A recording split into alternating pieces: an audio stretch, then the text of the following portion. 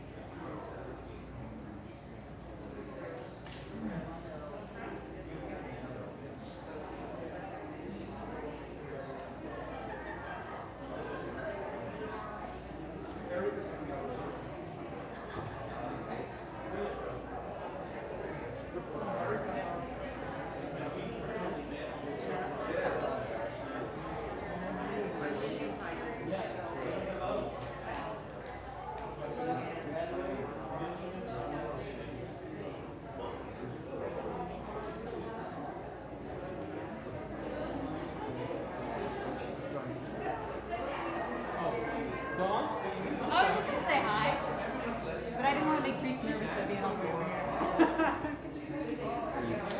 Thank you. That's exciting. They do, but you're still making music. What's time? You're keeping time. I'm trying not to. I'm trying to flow with it. That's why I'm just telling them about things. I was like, I feel like there's so much. Like, not only the teachers, but it's just like so maybe time needs to be more intense. I did this. I wrote that joke. I don't even remember. I'll have to name it. But I heard when I'm talking about time and how relationship has changed over centuries. And at one point they gave away the new times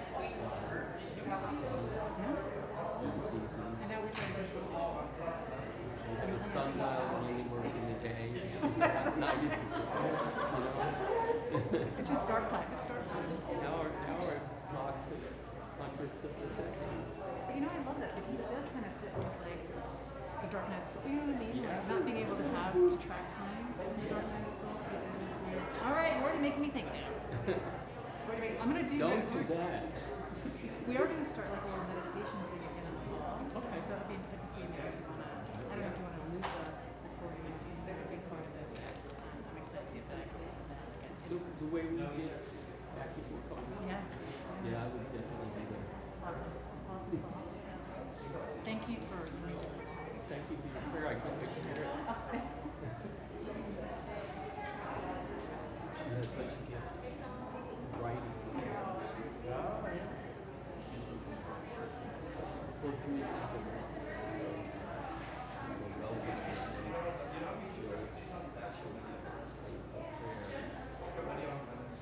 and then I'll play. The guard.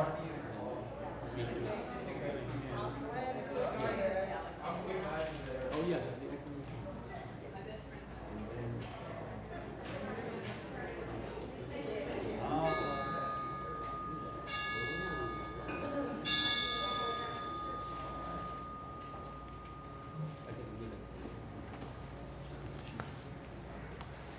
Well, good afternoon.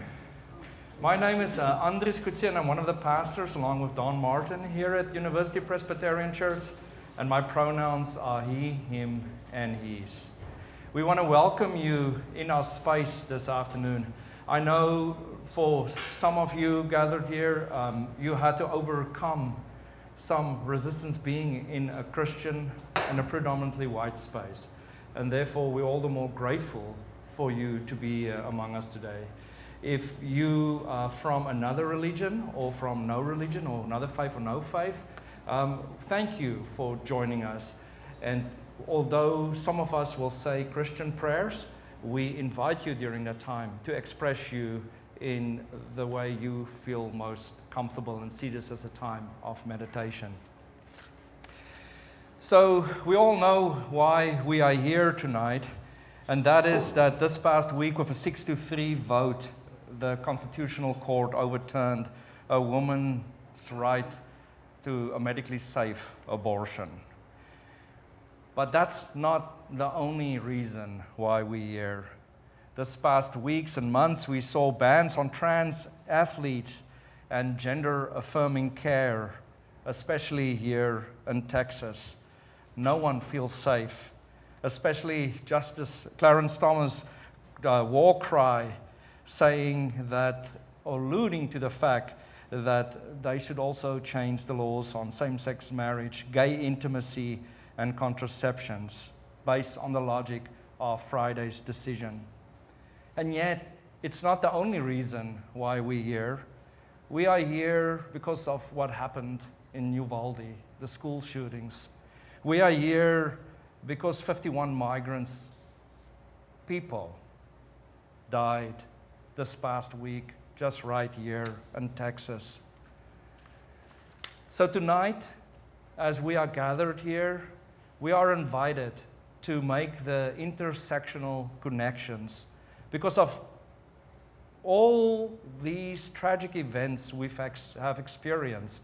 What is at the heart of it is power systems that discriminate and take advantage and radicalize systems to take domination of people, especially when we think of the power system of white supremacy. Also, tonight we are here to connect with one another. Each one of us are more complex. Our identities is more complex than one would think from the outside. Therefore, we are respectful of one another and know that we are in this together because of the own issues and justice issues we bring to the table. Especially tonight too, our desire is to center the most marginalized among us. That is the biggest challenge I think we face as predominantly white churches, is how do we center the voices of the most marginalized people, especially when it comes to reproductive justice. So therefore, we are in this together. Tonight we're here to build capacity, to build a movement, to make our world a better place. I also want to say that if anybody says something tonight that you feel uncomfortable with, my invitation to you is not just to dismiss them, but to employ the power of curiosity and questions, and let those questions linger within you, because we truly believe that that is a place where God can transform our lives.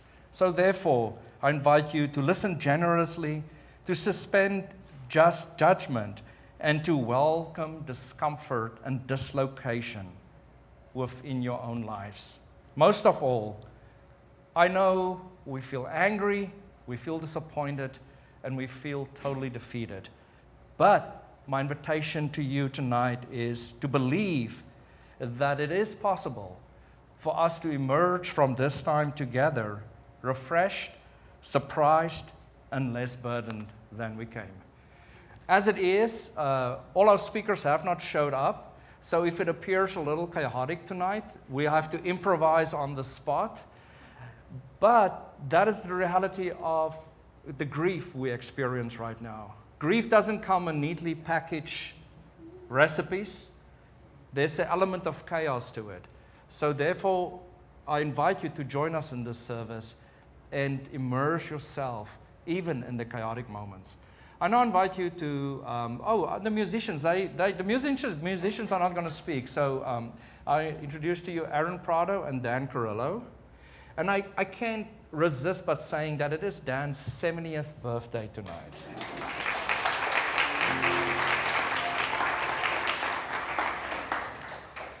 I now invite you to stand and join us in our opening hymn.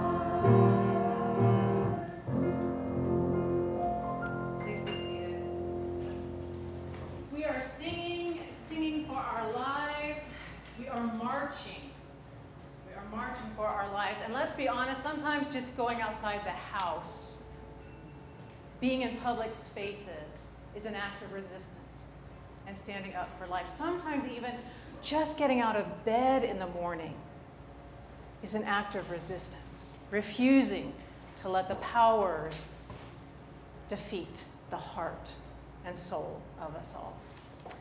Many voices or events will try to convince us that we are alone, alone in our sorrow, alone in our grief, alone in our confusion and our anger, even alone in our understanding of what is beautiful, of what is wondrous, of what love means or what even love looks like. This effort to isolate, to tell some that we are cut off from exercising our rights because of gender, race, ethnicity, migration labels or statuses, socioeconomics, who we love. This effort is a strategy. It's strategic, and it seeks to disempower and to silence, as Dries said. And so we gather collectively this evening to boldly declare and to show we are not alone. We are community. We stand here together. We are a part of one another, even if we've never met. Being here tonight, we are with and for one another, and we do so mindful that the divine or God or Allah or cosmos, however you name or think about that reality, that transcendent something that infuses all creation with integrity and vitality, however you name it, we gather mindful that this reality is nearer to us than our own breaths, nearer to us than our next feeling or thought. Bidden or unbidden, said psychologist Carl Jung, God is present. And so the policies and power plays of those who would devalue and divide us will never succeed. Though it appear night, the day is dawning. And because we are bound together in divine love, we know we are bound together in our choice to be here, to be with and for one another, to bolster, to support, to comfort. This is the truth of our community. It is a truth that sets us free as those made in the image of God, as those made in the image of whatever loves us into being. We are free to discover our paths, to choose how we celebrate and express our gifts, our hopes, our dreams. We are free to choose, assured as the Reformed tradition of which University Press is a part. This tradition holds that God alone is Lord of the conscience. Beloved children of God, know that bidden or unbidden, the Creator is present at work in your life, in my life, in our lives. The Creator is drawing forth our highest good, even amid tragedies, heartbreaks, and cruelty. And so, aware of this ever-present, ever-active divine work, we are emboldened to do justice, to love kindness, and to strive together for the common good. As we prepare for the work ahead, this is work for the long haul. These are meditations for the long haul. It's going to be a long road. But as we prepare for the work ahead and the insights that will be shared with us this evening, let us begin by grounding our spirits, our bodies, and our breaths in this moment. So I'd invite you, if you'll make sure your feet are flat on the ground. They talk about in the Buddhist tradition is how you want to think of yourself as you're preparing for meditation you want to imagine the majesty of a mountain.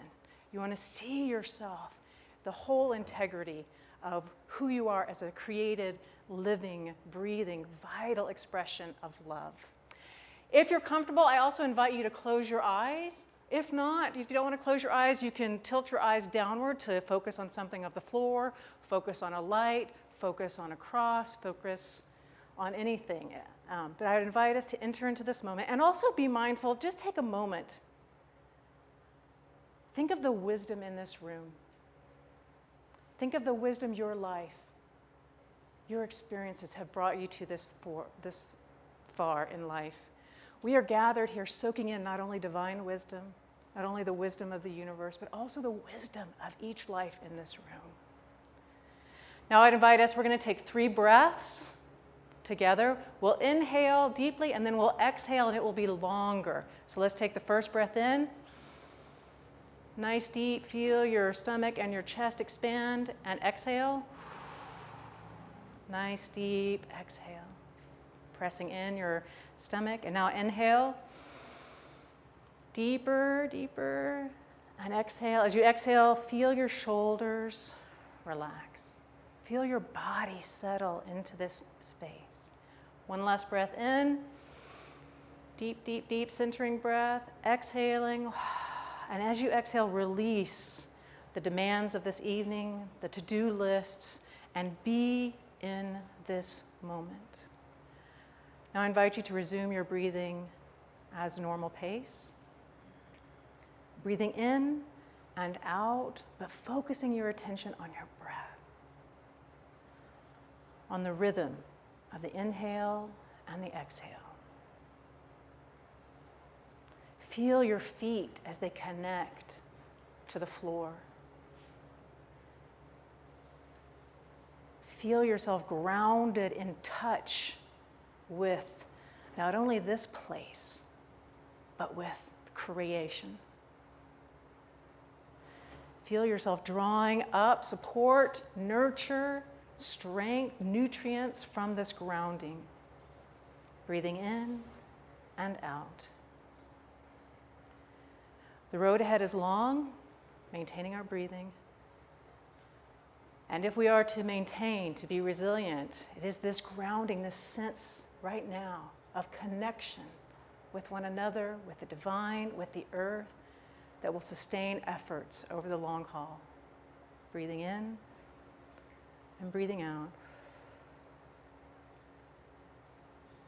When the storm, winds, and the tumults would toss us about, it is returning to this space of groundedness, a place of deep wisdom that will shape how we engage and how we transform systems.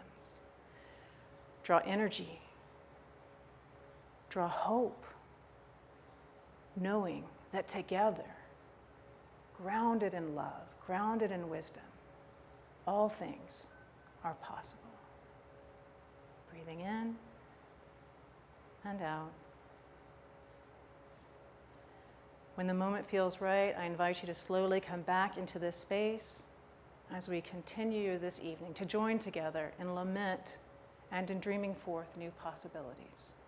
Amen.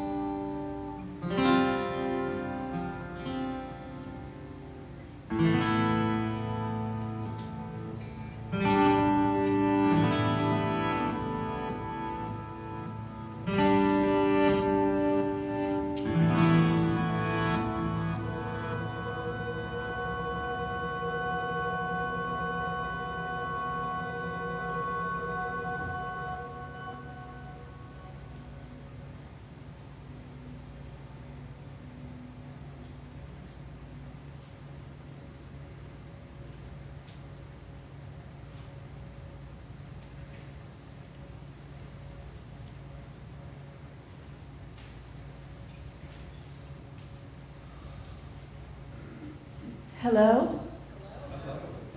My name is Susie Monday. My pronouns are she, her, and hers. And I am the artist who has come to give you a message in pictures, not words. First, I would like everybody to look at this piece of art quilt behind me, as closely as you can. And just look at it for a few seconds, maybe a minute, and tell me, if you will, how it makes you feel. You can just shout out a word or tell me and I'll repeat it. Curious. Lost. Lost. Chaos. Movement. Anger. Agitated. All of those are very appropriate emotional responses to this piece of work, which is called 2020. And I think I'm going to add an S to the title, so it is the 2020s, because I feel like we have been in a continual state of chaos and confusion and anger and loss. And there are many causes, as we all know. Some of them are more personal to you or personal to me. I'll give you a little bit about what I was thinking as I worked on this piece.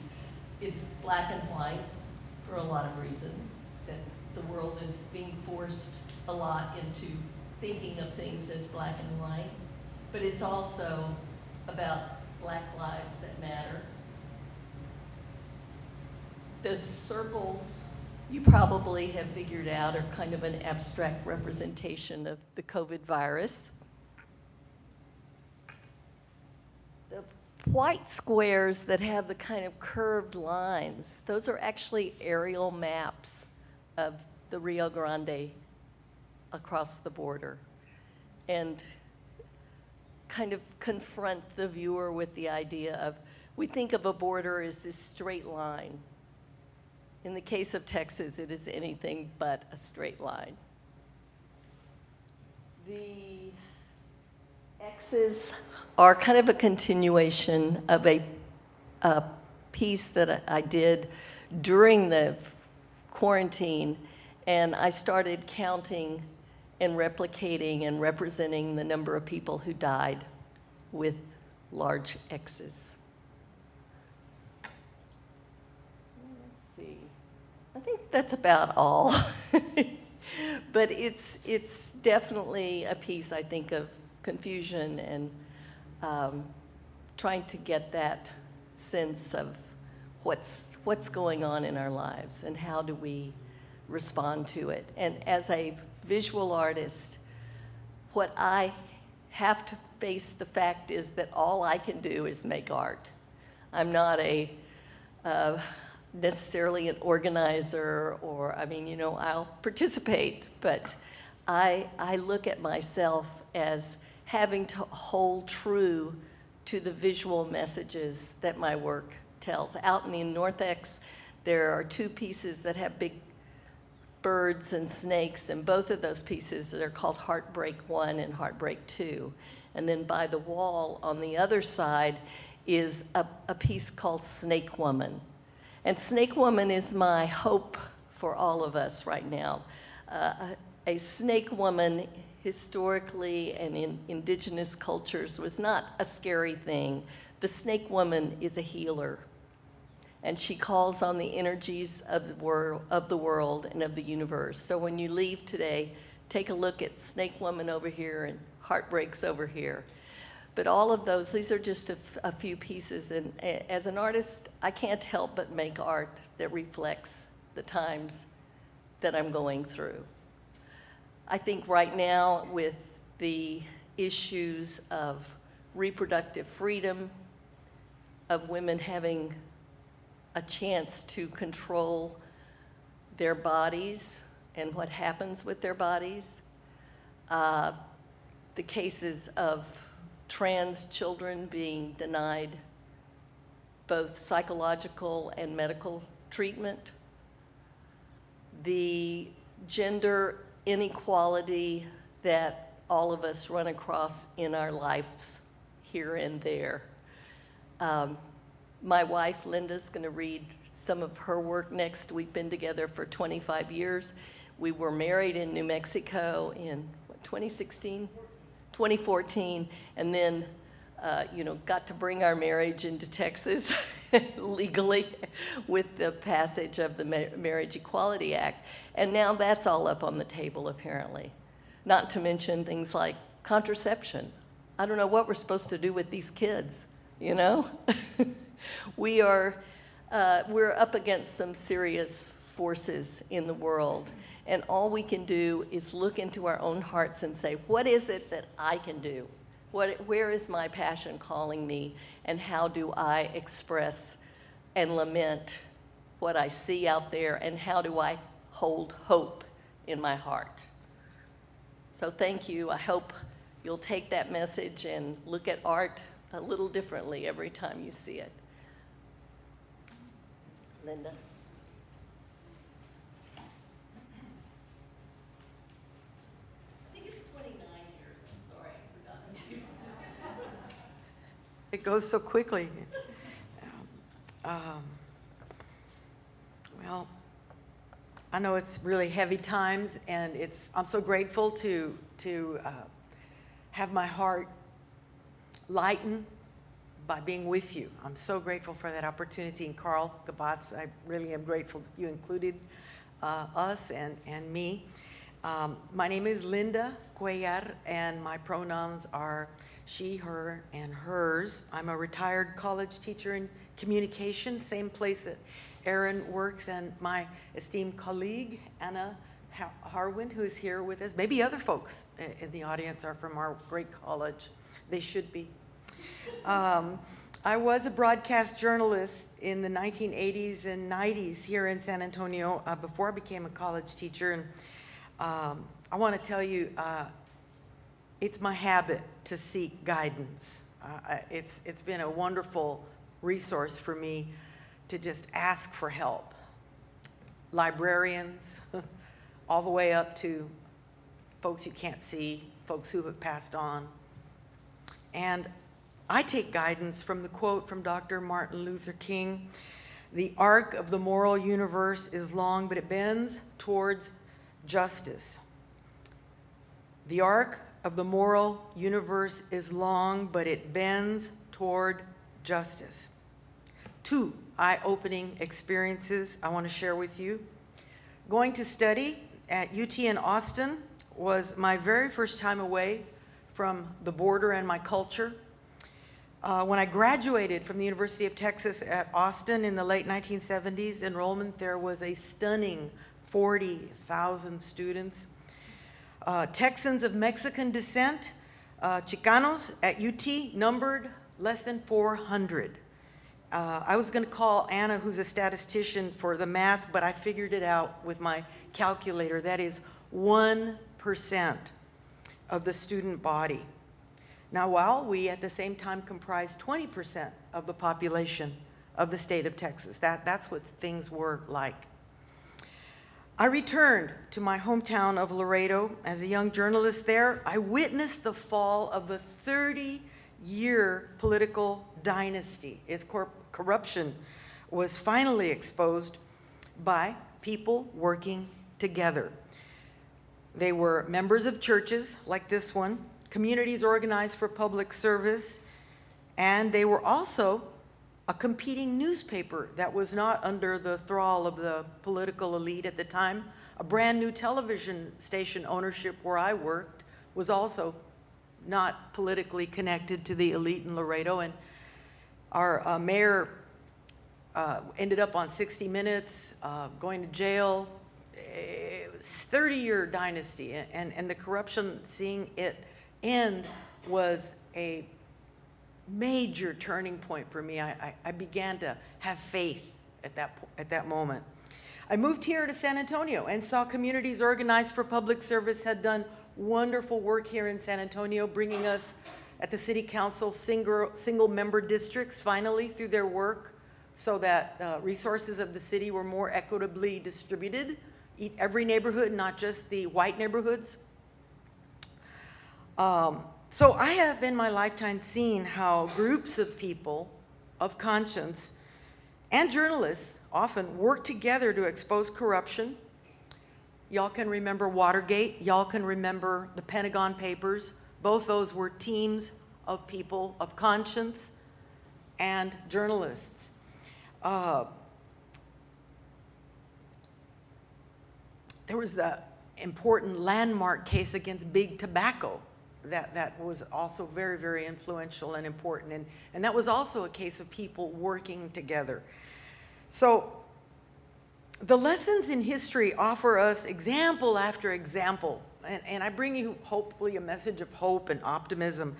We have many examples of how working together for justice actually does work, including the eye-opening fact that today, Hispanic enrollment at University of Texas at Austin is at 27%. Is it what it should be? No. Is it as fast as it should have been? No. But is it, in fact, a miracle? So that's something that really stays with you. In these challenging times in Texas for us, I hear the arc of the moral universe is long, but it bends toward justice. And I have questions. I have lots of questions. Yet, I remind myself to be faithful, to remember that by working together, only by working together, we can return women their rightful autonomy. We can return women their rightful autonomy in making decisions that concern their bodies.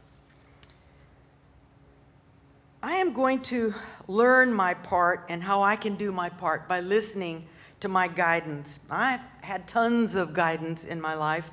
During my years as a broadcast journalist, I worked for the PBS station here in town. I researched the impact of the Mexican Revolution on our city. There was, in that tragic 10-year civil war, women on both sides of the battle, the Federalists and the Revolutionaries, who followed soldiers in Mexico, and you may have seen them. They fought, and pictures of them, they fought alongside their male counterparts. Some of them even fought. Most of them followed and made food. And they were called soldaderas, okay? Many of us might remember in our mind's eye that iconic image of the woman leaning forward at the entrance of a train car, a rebozo over her hair and her shoulders, her eyes wide open. She's leaning and looking out for, no one knows, it may be what lay behind on that path. It may be what is approaching on that path. Whatever it was, she was all in. And so in that spirit, I offer you a love letter to those soldaderas who have walked beside me for many years. What better time to say thank you to the angels, those sweet soldaderas? What better time to say thank you to the angels, those sweet soldaderas, sad-eyed angels riding the rails with me on my own private and personal revolution. Those angels who stopped the police from searching the Volkswagen after they pulled us over for driving while adolescent. Those angels who slept in with me that semester when I repeatedly forgot I had enrolled in a government class. Those angels who knew I needed both the F and the extra sleep. Thanks, too, for listening through smoky evenings of yammering teen philosophizing, David Bowie pronouncements, so serious, so cemented, and who with your angel grace made the phone ring, the doorbell sound, and the mail arrive with those notices that moved my ideas and changed my mind. Thank you, Angel, 5 years ago, for turning my head in the park pavilion during the summer rain shower to see the painted bunting perched on the eave beside me, also dodging the rain. I had only been waiting 35 years. Thanks to those slippery nymphs who watched me wrestle shadows and wondered, when will she see that fish are not the point of fishing, that there is only full lungs, outstretched arms, casting of the net. Thanks for not saying, you exhaust me. Bueno, bye. Thank you, soldaderas. Your presence has made the rocky path less scary. Each airline jet's impossible and elegant three-point landing, prompting me to add my part, my push, however odd or imperfect, to the world's marvelous and mysterious propulsion. Thank you.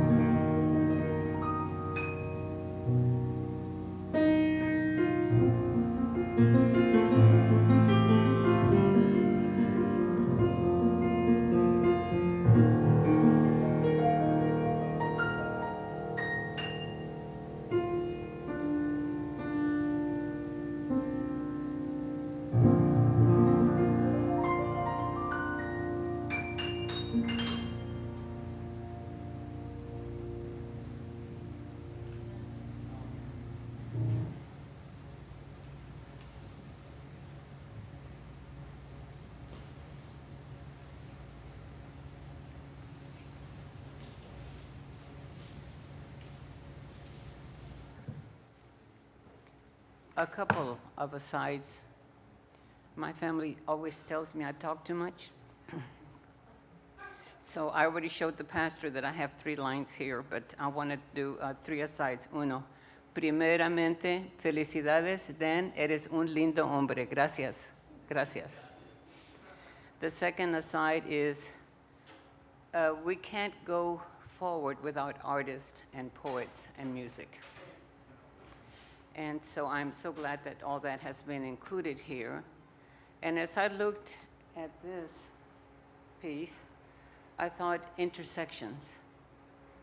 And they're not crashing, they're not hurting each other, they just are in their own space and appreciated, whether they're round or squared or it doesn't matter. And so I thought about intersections because our pastor brought all the intersections as he spoke earlier today. So my intersection will come as I read what I'm going to read and share with you tonight. In Spanish, the Lord's Prayer is known as Our Father. And a lot of times, if you're Mexican American, andale, the Our Father. And that means, please say El Padre Nuestro. Please say the Lord's Prayer. I am sharing with you today a Lord's Prayer composed by a Salvadorian living in a refugee camp in Honduras. Of the 51 people who died, we know some were Mexican, some were Salvadorians, and some were Hondurans. So I believe that we are here at that intersection, and it is up to us to take the music, to take the poet, to take the art, and move forward, as we have been asked to do many times by Jesus. If you're a Christian, move, love one another. That's always a movement toward inclusive. Some of us may be experiencing a lot of pain for different reasons, but we want to sing like solo si me pide Dios, solo le pido a Dios. That's a very famous music by Mercedes Sosa, a political singer from Latin America. And she said, I want to have the suffering and pain and take it and not become indifferent.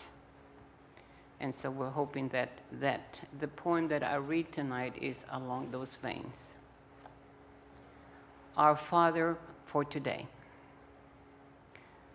Our Father who art in heaven, you will that we, your children, build a new earth of brotherhood and sisterhood, and not a hell of violence and death.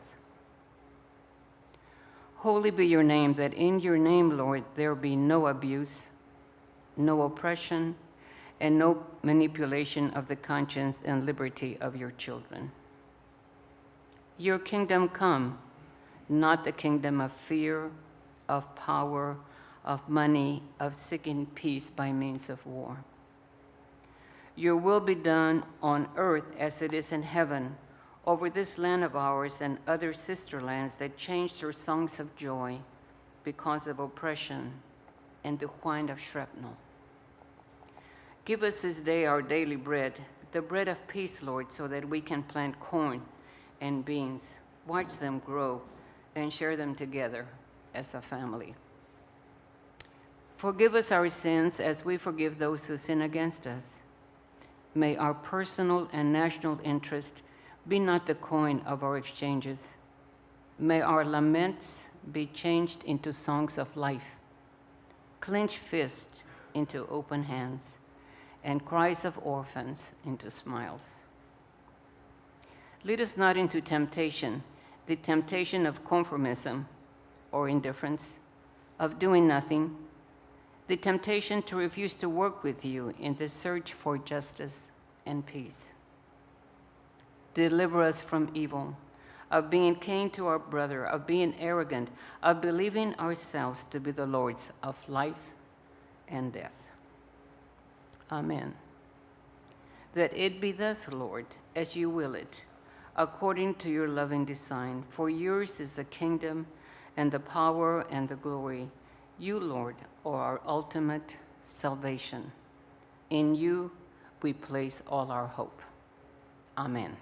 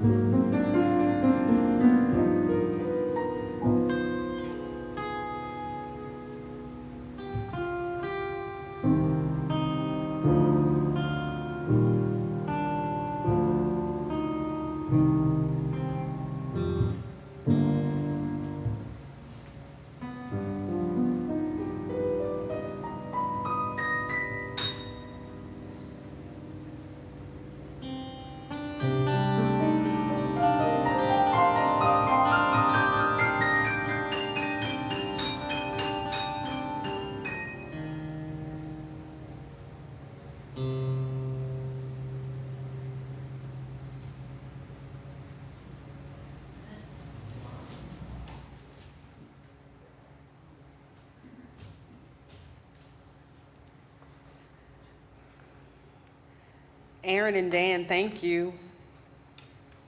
Dhawn, thank you. Linda and Susie, thank you. Miss Linda, thank you. Pastor Andries, thank you for opening up this place of worship for us to gather publicly. Dr. Sung Jong Ra once said that lament is meant to be in the public square, and that we as people are not meant to lament alone. And so it is with that invitation to lament openly that I present here tonight. I'm going to talk to you for 6 minutes. 6 minutes. About the bondage, the thread of bondage. Now, Susie gave us beautiful visual art. And in the art, there are pieces of thread that from over here you probably don't see. I didn't see them from there, but as I stand, I can see how this beautiful piece has been stitched together, very carefully crafted. And Linda talked about how historical things have happened in our nation that ought not lend us so surprised to what's happening now. If I were to be very honest with you now, I looked at a map from the slave states of 1865.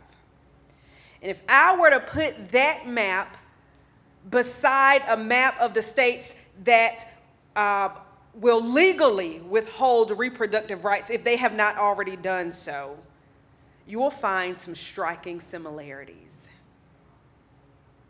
So I hope that the overturning of Roe versus Wade is not a surprise to anyone who has schooled in the United States of America and lived for at least a decade. This should not come as a surprise, and I say this again because as far north as Virginia, Kentucky, Mississippi, Missouri, and as far west as this state of Texas, today, with the exemption of Virginia and North Carolina, every southern state will ban the right for women to have an abortion. Again, if they have not done so already. Again, this thread of bondage should not be a surprise to us, y'all, because after the 2008 presidential election, every southern state, with the exception of Louisiana, and we can wonder why Louisiana didn't have to do this, but they began strategically passing laws that would restrict access to the ballot for very targeted communities. Now, who was elected president in 2008? And so it should not be a surprise that the thread of bondage weaves its way all the way back to 2008. It weaves its way all the way back to 1865. It weaves its way back to even the 1960s. So this thread of bondage again,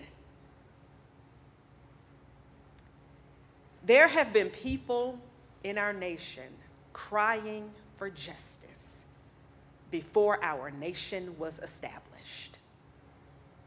And we ought not find ourselves surprised that now this thread of bondage that the seamstress has so intricately tried to make invisible has begun to be visible.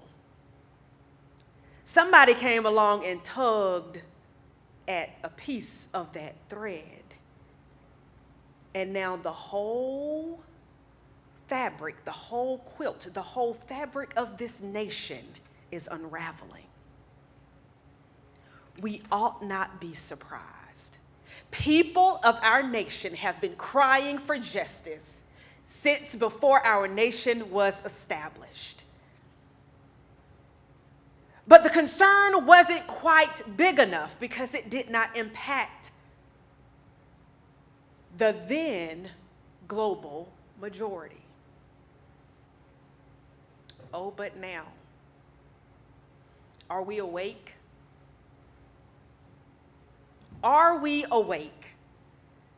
Because again, people in our nation have been sounding the alarm saying, please wake up and fight with me. My mother tells the story about her integrating schools in North Carolina and begging for people to fight with her and her brothers. But no, the neighbors couldn't be bothered. It was not their fight. Are we awake? Do you see the thread falling on the floor? Do you see the slip of our nation hanging? Who's going to fix it? Because I'm going to be very honest. It's no secret that I stand before you as a black woman. And I will tell you this personal thing, who has had 7 miscarriages. 4 out of the 7, the fetal tissue didn't expel naturally. So guess what had to happen to my body? Things that are illegal now. And if this had happened in 2022, heaven forbid, my husband could have been burying his wife because the doctor would have refused to do the procedure needed to save my life. So we're not just talking about, can a woman have an abortion? We're talking about the right to life. We're talking about the right to liberty. And that's why we in the black community say we've been free-ish since 1865-ish. Because one of the things I want us to understand is because I'm not free, you ain't either. And I know it feels different. It might hit different for you because perhaps your sons and daughters are safer than I am. That's a good thing. It's good that you might not have to worry about if your son or daughter is traveling across the nation and where can they pull over at night to go rest or get something to eat, because there are still places who refuse to serve black people.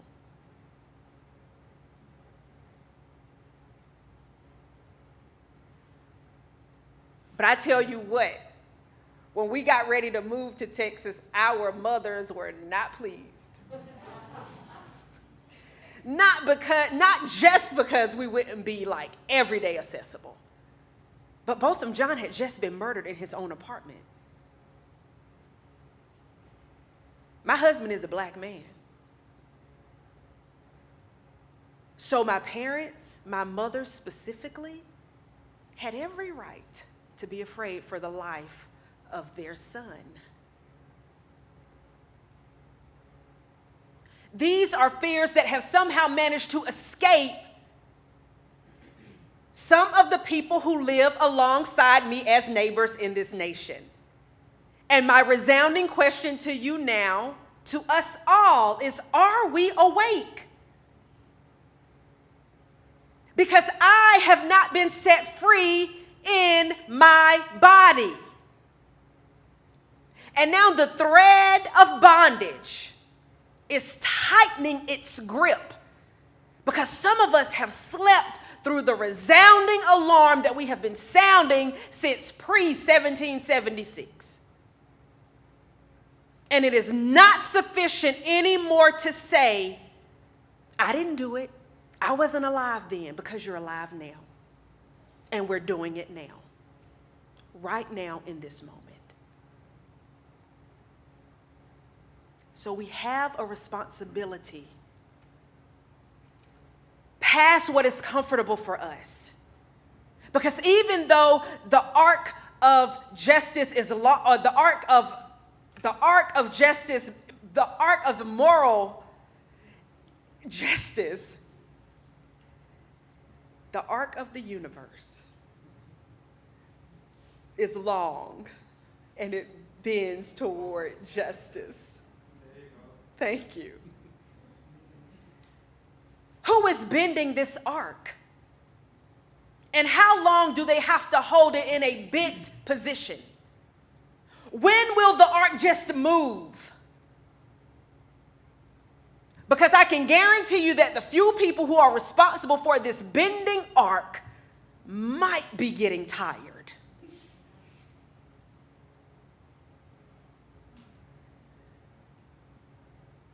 So let me say this before I sit down at the end of my 6 minutes. In Christianity, we're used to facing fierce opposition. We follow a man, at least by word, some of us not necessarily by deed, but by word we follow a man who came to not change everything, but to show us the way. And in the process of showing us the way, Jesus started telling some uncomfortable truths. And the religious leaders of his time plotted for his death. Talk about fierce opposition. Even in that fierce opposition that Jesus knew he was facing, he still did not change his message of truth. So we, as Christian folk who proclaim the name of Christ, should be used to fierce opposition. So again, this is not going to be an excuse. Yes, it is hard. Okay. Take some deep breaths, like Dhawn just showed us how to do, and let's get up and continue to fight.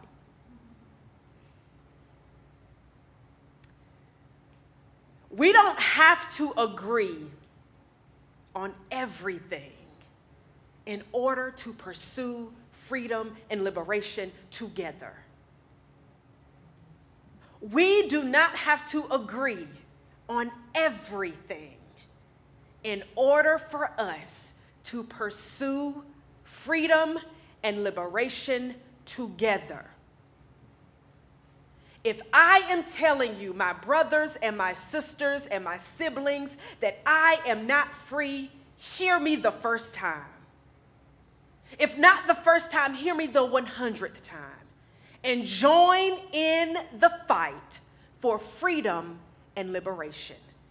Because again, the hem of our nation is falling apart.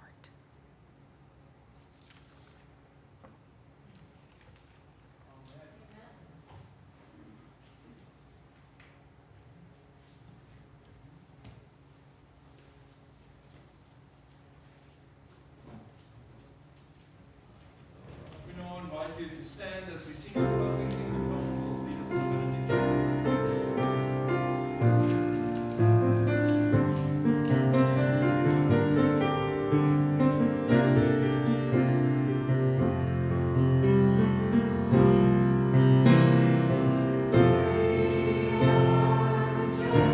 us in benediction.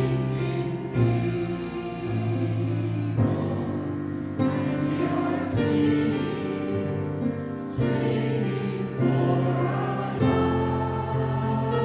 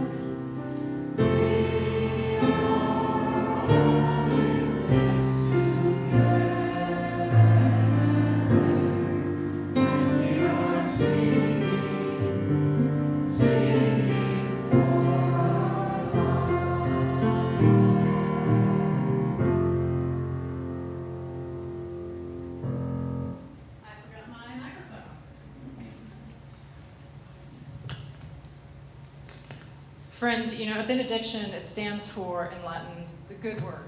Well, I don't really think I have any good words to add to what's already been spoken, but I did take notes. I was not texting, but I missed my piece of paper. So I'm going to, I hope this is what you intended, but it's what I heard.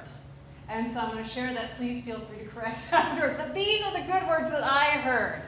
Share your gifts, however they manifest, whatever sparks your spirit and it flies.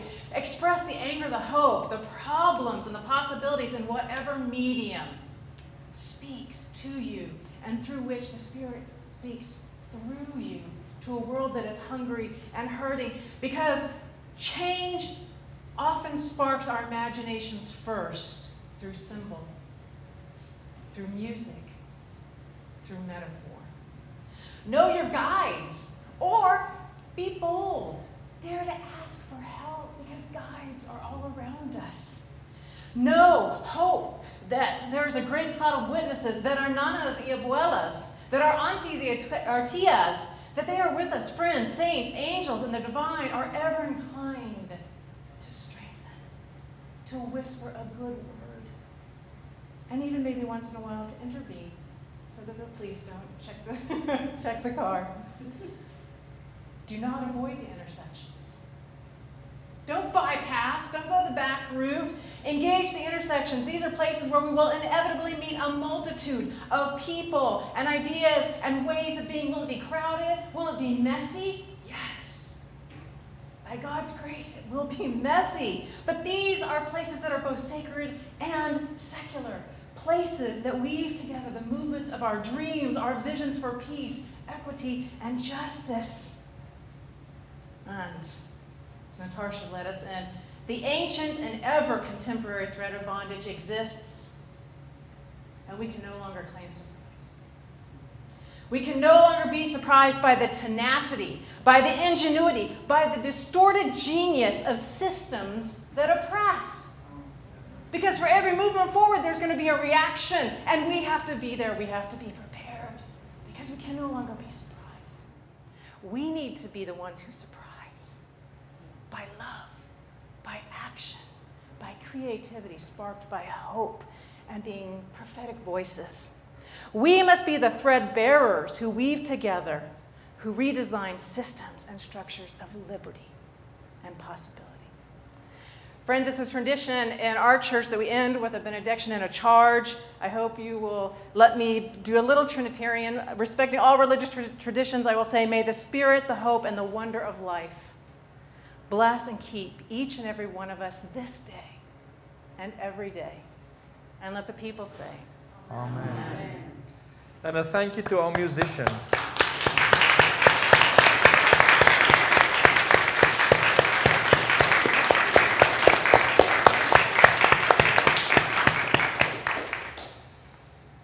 Go in peace. Thank you so much.